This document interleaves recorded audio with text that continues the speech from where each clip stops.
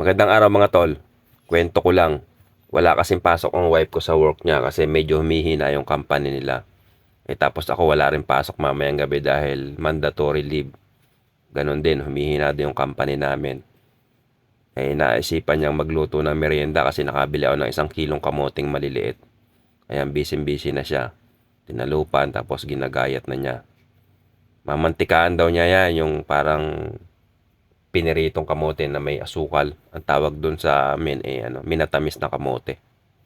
Ayan, nagsalang na siya ng kawali. Pinainit na ang kawali. Tapos ilalagay niya yung 1 boting mantika. Mga tol, minsan lang kami magkasabay na walang pasok mag-asawa. Kaya nagiging banding namin yung ganyang pagluluto. Siya naman ang nagluluto at ako naman ang nagbibideo. Kanina nga tanghali siya rin nagluto ng pananghalian.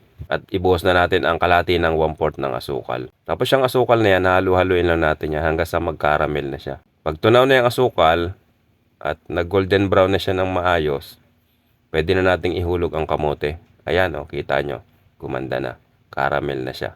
Ihulog na natin ang kamote. Isang salangan na lang yan. Kasi merienda lang naman namin mag-anak yan. Kung ako nga masusunod mga tol, yung kamote na yan, ilalaga na lang na may balat. Para matipid. Tipid sa asukal, tipid sa mantika, at saka hindi masyadong abala. Tapos yan ay haluin lang natin ng haluin. Hanggang sa maluto yung kamote.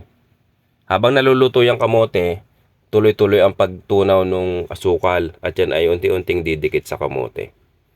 Kaya masarap ang kalalabasan niya pag naluto. Ayan, nakita nyo, tuloy-tuloy lang ang halo. Nag-iiba ng kulay ng kamote kasi paluto na siya. At saka yung kanyang asukal dumidikit na ng unti-unti sa kanya.